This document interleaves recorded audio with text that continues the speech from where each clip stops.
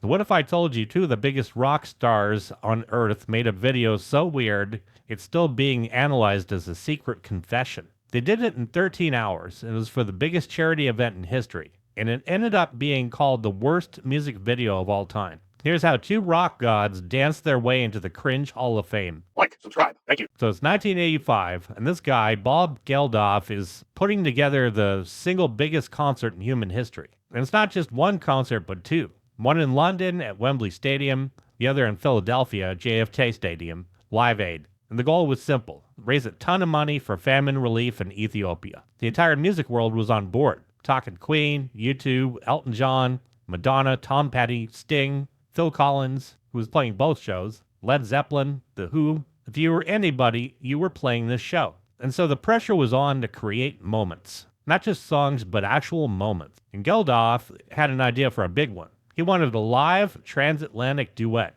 The idea was simple: get two British icons to sing together. Place one of them at Wembley Stadium in London, and then place the other one at JFK Stadium in Philly. They would beam them together on these giant screens. Make this big symbol of the world coming together, this global jukebox. But there was a problem. It was a really big one: the technology. This was 1985, not 2025. And even in 2025, you really can't pull it off without some latency. You couldn't just zoom it. Satellite feed had a delay. At the time, it was about 2 full seconds. And if Jagger sang a line in Philly, Bowie wouldn't hear it in London for 2 seconds. And by the time Bowie sang his reply, Jagger would be 2 seconds late hearing that. Whole thing would be mushy, out-of-time disaster. It was technologically impossible. So the engineers told Geldof it could not be done. Sorry, dude. The grand symbolic duet was dead on arrival. And Geldof was mad. He didn't get his way. He needed something. He needed his moment. So he suggested, well, why don't you two just get together and make a video? Bowie and Jagger were friends. Really good friends, in fact. They'd known each other for years, running the same London circles in the 60s, partied together,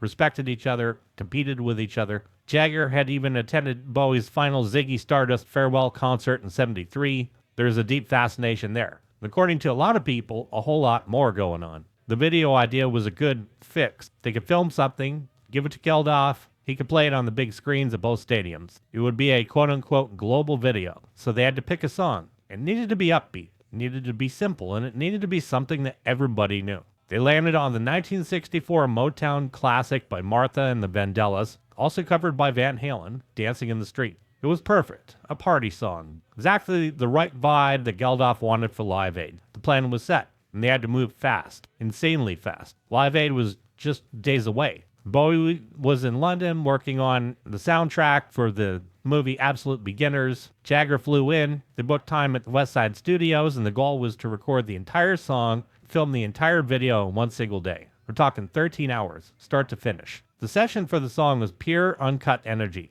It took maybe 4 hours. They brought in producers Clive Langer and Alan Winstanley to try and bottle the chaos. Bowie had his session guys with him, crack team of musicians. Kevin Armstrong on guitar, Neil Conti on drums, Matthew Seligman on bass. These dudes could play, they were pros. And then Jagger arrived, and it was like lighting a match in a fireworks factory. The two were bouncing off the walls, feeding off each other's energy, ad-libbing, shouting, laughing. That famous "Okay Tokyo, South America" line, that was just Jagger goofing off, yelling whatever came into his head. Bowie was throwing in yeahs and all rights. They weren't just singing the song, they were even trying to one-up each other. The whole track has this kind of unhinged, sloppy feel. It's fast. Two superstars acting like a garage band. Langer and Winstanley had to mix the entire thing in a couple hours. It was messy, but that was the point. They finished the audio, done. Then came the video. And this is where things went off the rails. They moved to the London Docklands, specifically to a bleak industrial area full of abandoned warehouses, including Millennium Mills and a spot at Butler's Wharf. The director was David Mallet, and this guy was no amateur. He was one of the best. He'd done Bowie's iconic Ashes to Ashes and Let's Dance videos. He was a visual genius, but this time there was a bit of a problem. No time, no script, no concept or storyboards, nothing. The entire creative brief was basically Mick, David, just dance in the street, be energetic. And that's what they did for 9 solid hours. The video that came out is a masterpiece of God knows what. It's awkward, whacked out, one of the most wonderfully unself-aware things ever produced by two men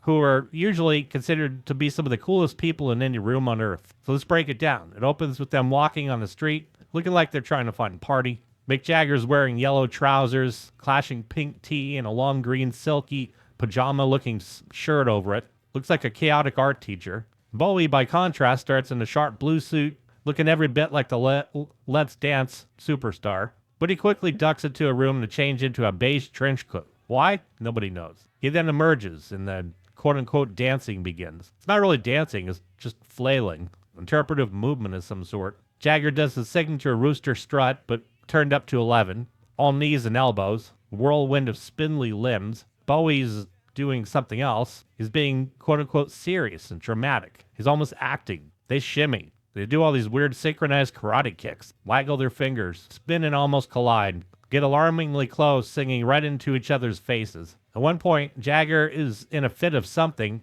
He yanks his own shirt so hard it looks like it rips right down the front. He doesn't care, just goes with it. The most famous or infamous part is the synchronized move. They jump, they turn, they land back to back, and they just wiggle. It's a move that defies description. Half rooster, half seizure. Look like two kids that just ate a whole bag of sugar. And then there are the extras, random people in the video. Woman looks out her window. Group of people are on a fire escape. Random man in a hat just stands there. They all look as confused as the audience, like they just stumbled onto something they probably should not have seen. Single most whacked out moment? Bowie takes off his trench coat, the one he just changed into, wraps it around both of them, the heddle inside of it like two spies in a bad comedy that emerge all smiles. It's a choice. The whole thing ends with them running down an alley where they finally stop, out of breath, do this awkward, sweaty hug. The camera operator, Tony Scott, Ridley Scott's brother, by the way, apparently just kept the camera rolling. They did it. 13 hours total. Song recorded, video shot. All of it was rushed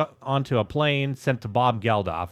On July 13, 1985, Dancing in the Street was broadcast to the world. An estimated 1.9 billion people saw it. The song was a huge hit. Shot to #1 in the UK and all over the world. Raised a huge amount of money for charity. By all metrics, it was a wild success. But then time passed. The urgency of Live Aid faded. People were left with, what the hell is this video? And they start to look at it again, like really look at it. The verdict came in. It was officially cringe. That's the word, cringe. It wasn't just of its time. It was weird. Started showing up on worst music videos of all time lists. And it won. A lot. Family Guy did a meticulous shot-for-shot parody of it in the episode Moving Out, Brian's song, cementing its status as a pop culture joke. Then a new trend started, the silent music video. People would just post Dancing in the Street video with the music removed. And wow, the effect was startling. Just two millionaires in a trench coat, grimacing, flailing their arms and wiggling in a dirty alley. Looks less like a music video and more like